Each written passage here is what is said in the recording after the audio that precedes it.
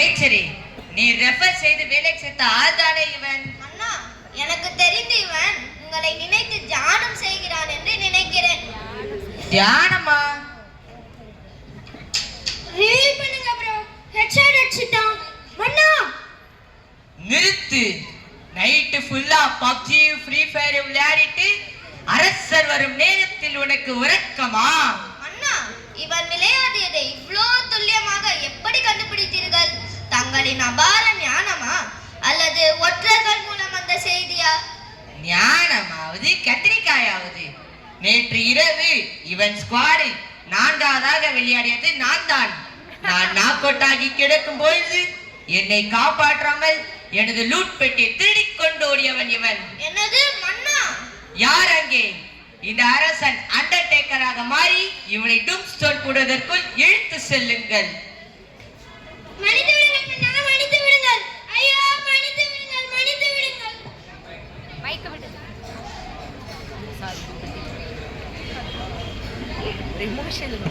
அமைச்சரே, அந்த சீன நாட்டு மன்னனுக்கு ஒரு மிஸ்டு கால் கொடுத்தனே, அவன் திரும்பி கூப்பிட்டானா இல்ல பயந்து போனை ஸ்விட்ச் ஆஃப் செய்து விட்டானா? ஐயோ மன்னா, அவன் உங்கள் நம்பரை பிளாக் செய்து விட்டான் என்று ஒற்றர்கள் கூறினார்கள். என்னது? ஒரு மாமன்னனை பிளாக் செய்கிறானா? இருக்கட்டும், அவனை அப்புறம் வைத்துக் கொள்கிறேன். Start music.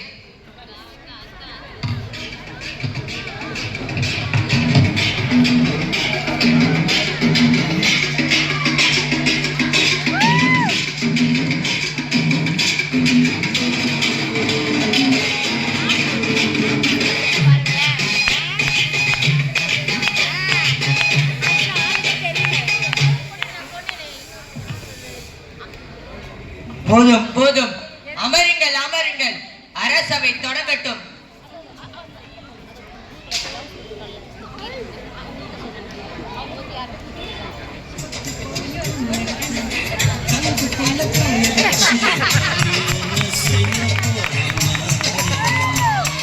தங்கம் 1,03,120 ரூபாய்க்கு விற்பனையாகி வருகிறது.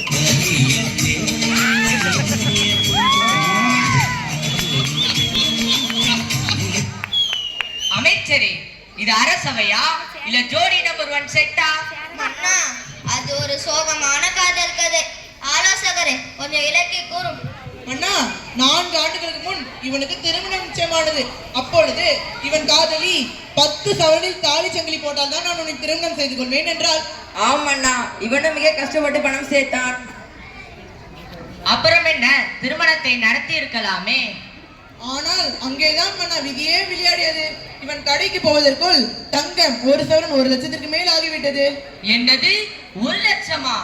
ஆமண்ணா, இவன் கொண்டு போன பணத்திற்கு 4 சவரனுக்கு மட்டும்தான் வாங்க முடியும். மீதி 6 சவரனுக்கு நீ எங்கே போவா என்று அவள் இவனை மிதி மிதி என மிதித்து விட்டாள் மன்னா.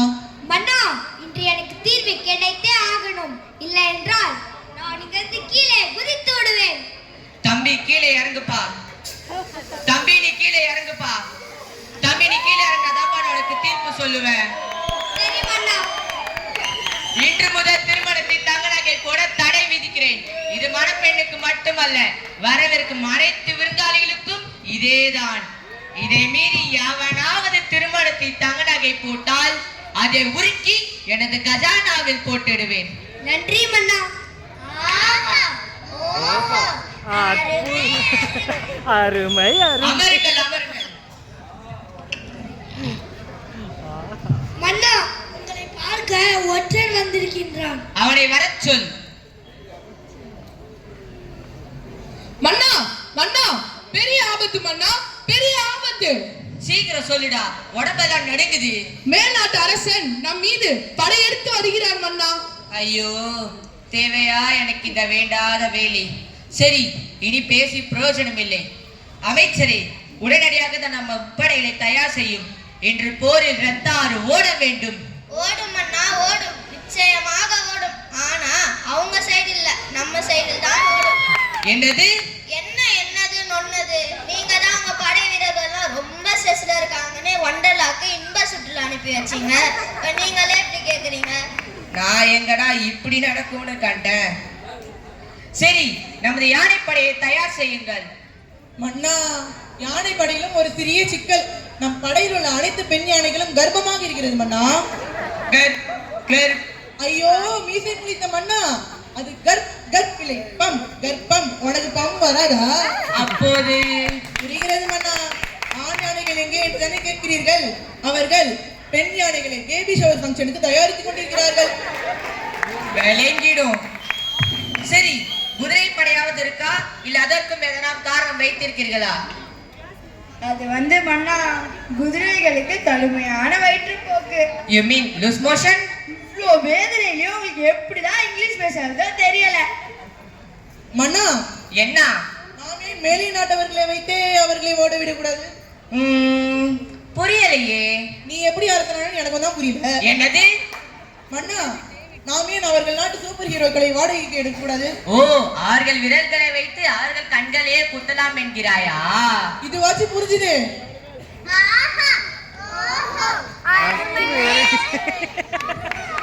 சரியான யோசனை. வரச் சொல்ல அவர்களை ஆரிஷனுக்கு.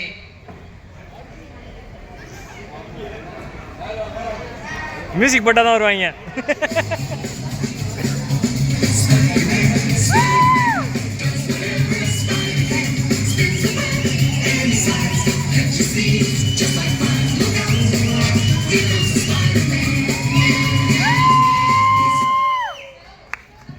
யாருடா இவன்? அண்ணா, இவன் நான் சிலந்தி மனிதன். இவன் கையில் வரும் வெப்பை வைத்து அனைவரையும் தன் கையில் போட்டு விடுவான்.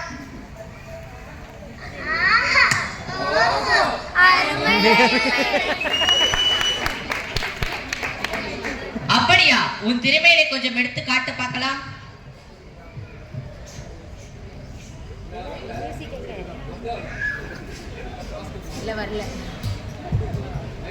நெட்டு கிடைக்கவில்லை மன்னா. ஏன் சிக்னல் கிடைக்கலையா? நியூயார்க்கிலிருந்து வெப்பு விட்டதனால் வெப்பு எல்லாம் காலியாகிவிட்டது மன்னா. ஒரே வாய்ப்பு கொடுங்கள். ஒரே நிமிடத்தில் இந்த கோட்டை மேல் ஏறி விடுவேன். அடே, போர் கீழே நடக்கும் போது கோட்டை மேலே ஏறி என்ன செய்வாய்? உன்னை உதைப்பதற்குள் ஓடிவிடு.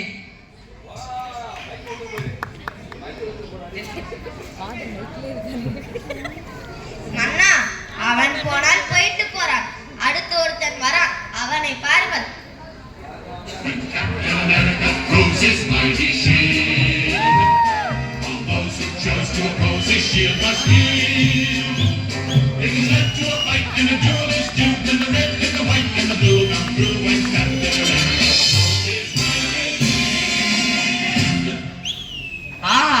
இவனை பார்த்தால் தான் போர் வீரன் போல் இருக்கிறான்.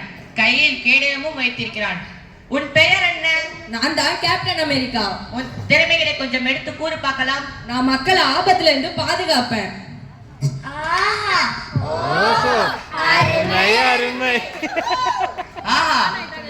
இவன் தான் சரியானால் இவனை போர்க்களத்திற்கு தயார் செய்யுங்கள். ஆனா என்னால முடியாது மன்னா. அது ஏன்? என் பேர் என்ன சொல்லுங்க.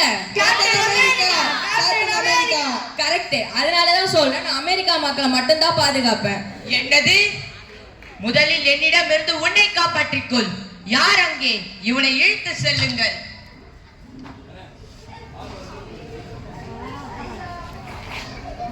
மன்னா, கோபம் வேண்டாம். அடுத்த ஒருத்தன் வரான், அவனை பாருங்க.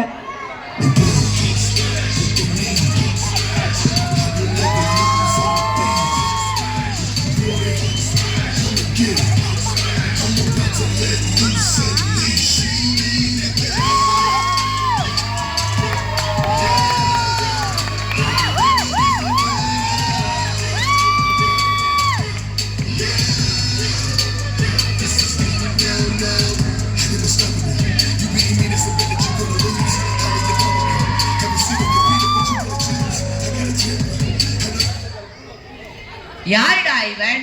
மாமிசை மலையை போல் உள்ளான். உனது திறமை என்ன? இவ்வளவு பெரிதாய் உள்ளாயே. எனக்கு கோபம் வந்தால் இவ்வாறாக ஆகிடுவேன். இந்த கையில் 5 பேர், இந்த கையில் 5 பேர், அடுத்து தும்சம் பண்ணிடுவேன். ஓஹோ, அருமை அருமை. பலே பலே, இவனை வைத்தே போரை வென்று விடலாம். ஆனால் எனக்கு மேலை நாட்டு மக்களை பார்த்தால் கோபம் வராது. அது ஏன்? ஏனால் அவன் என் நண்பன். சபா, முடியல.